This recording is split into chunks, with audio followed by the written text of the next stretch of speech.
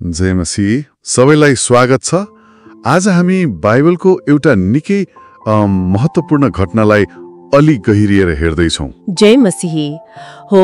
आजको हाम्रो विषय हो अब्रामको बोलावट अनि उनको त्यो विश्वासको यात्रा। हामी विशेष गरी उत्पत्तिको पुस्तक अध्याय 12 को पहिलो 9 पदहरू हेर्नेछौँ अनि हामीसँग भएको अब्रामको बोलावट भन्ने सामग्री पनि छ। हाम्रो उद्देश्य चाहिँ के हो भने परमेश्वरले अब्रामलाई कसरी बोलाउनु भयो, त्यो बोलावट सुन्दा उनले के गरे अनि त्यो पुरानो कथाबाट आज हामीले के सिक्न सक्छौं। हो, सुरु गरौं उर शहरबाट। त्यहाँ अब्राम एक भनौं न सामान्य जीवन बिताइरहेका थिए। सामान्य भन्दा पनि उर त त्यति बेलाको मेसोपोटामियाको एकदमै विकसित शहर थियो नि, निकै सम्पन्न। हो र? हो नि, सांस्कृतिक केन्द्र नै थियो। त्यहाँ अब्रामको आफ्नो परिवार, इज्जत, स्थापित जीवन थियो। अब सोच्नुहोस् त, यस्तो ठाउँमा परमेश्वरको आवाज आउँछ। कस्तो आवाज? आवाज यस्तो, आफ्नो देश, आफ्नो कुटुम्ब र आफ्नो पिताको घर छोडेर मैले तँलाई देखाउने देशतिर जा। हो, यो त निकै अचम्मको निर्देशन भयो नि। कहाँ जाने केही थाहा छैन, नक्सा छैन, केवल एउटा प्रतिज्ञा मात्रै।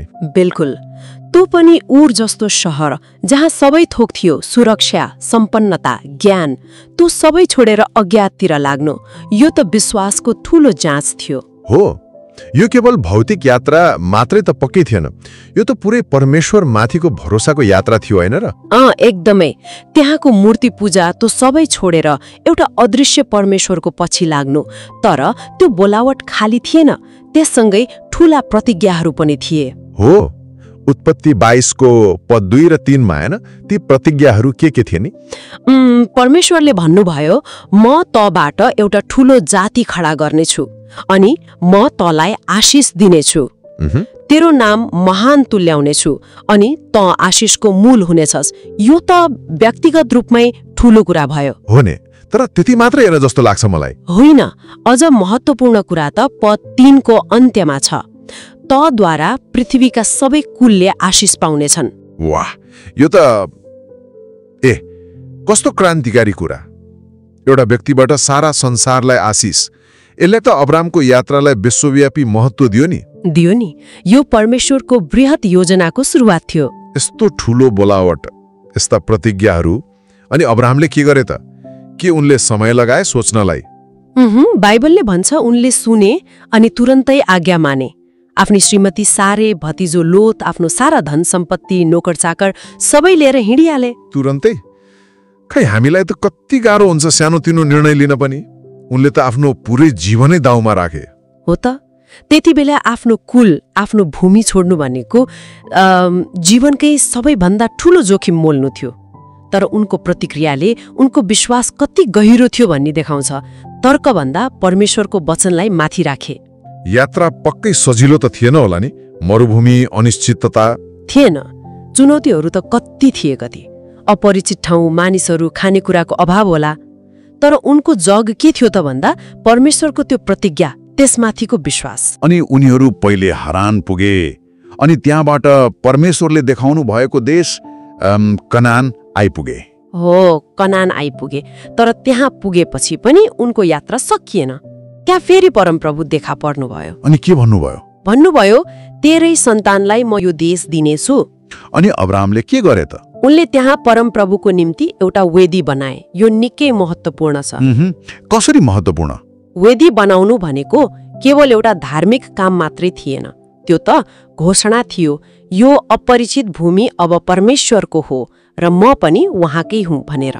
यो उनको यात्राको हरेक पाइलामा परमेश्वर प्रतिको समर्पण थियो, कृतज्ञता थियो। बुझियो। सायद यही निरन्तरको विश्वास र आज्ञा पालनले गर्दा नै पछि गएर रोमी 4:16 मा उनलाई विश्वासका पिता भनिएको होला, हैन? हो, बिल्कुल। उनी विश्वासद्वारा जिउनेहरूको लागि एउटा उदाहरण बने। त्यसो भए यो पुरै कथाबाट हामीले लिने मुख्य सन्देश चाहिँ के हो त? खै, यसको सार के हो भने विश्वास भनेको सधैँ सबै कुरा छर्लङ्ग देखेर हिँड्ने बाटो होइन रहेछ। कहिलेकाहीँ परमेश्वरले हामीलाई अनिश्चिततातिर डोर्याउनुहुन्छ। तर उहाँको अगुवाईमा भरोसा राख्नु नै बुद्धिमानी हो। अब्रामले सुने, विश्वास गरे अनि पाइला चाले।